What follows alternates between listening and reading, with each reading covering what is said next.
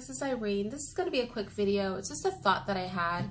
I did a panel on O'Shea's channel, and I think I was one of two females on the panel. The lead was actually a woman, and we kind of got off topic, which happens a lot on his panels, and sexual responsibility came up.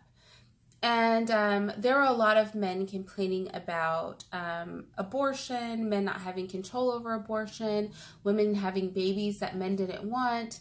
And I just thought that was very interesting because the thing is, if you have sex, it feels really nice, but it's for procreation. So if you have sex with somebody, you're essentially kind of putting yourself at risk to procreate. And thus, if you procreate, then it's what comes with the sex package. And so my argument was that if you really truly don't want to procreate with somebody, then you shouldn't have sex with them in the first place, because the only surefire way to ensure that you don't procreate with another human being is to not have sex with them.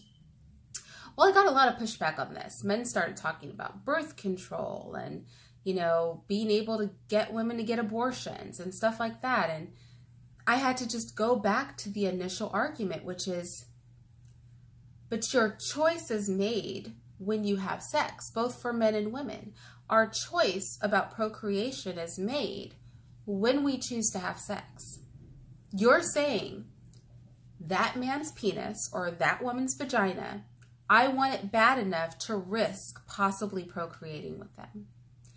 And I guess that was just too much like realness and truth for a lot of people to stand, you know, like they wanted to do a lot of post-sex finger pointing.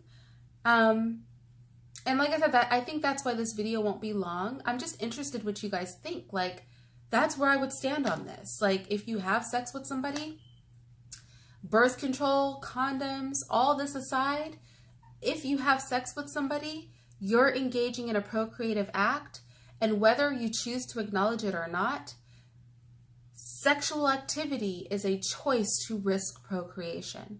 And so if you procreate as a result of having sex with somebody, you put yourself in that position by choosing to engage in sex with them.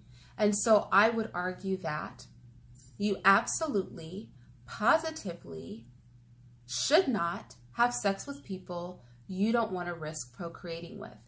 And I know this puts a damper on like everybody's life, right? Because everybody just wants to have sex without consequences. That's kind of the age we live in, is I just want to be irresponsible with no consequences. And so we've been really good at not telling people to simply not be irresponsible, but rather give them all these avenues to avoid the pitfalls of their irresponsibility, you know? So you can be irresponsible with your body, but you can use a condom, you can take birth control, you can get an abortion, you know what I mean? Rather than tell people just be responsible with your body, because all of these things that we're giving you aren't surefire ways to stay out of trouble.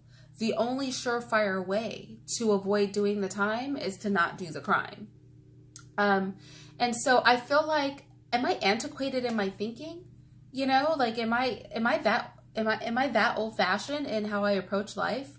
Is responsibility a lost art? Am I the only one that still realizes that sex equals procreation? I'm just curious, because I found it very fascinating that I got so very much pushback on me speaking about abstinence as the way to avoid situations of procreation with people you don't want to procreate with. Yeah, so that's why this video is going to be short. Very curious what all of you guys think, and I will talk to you later.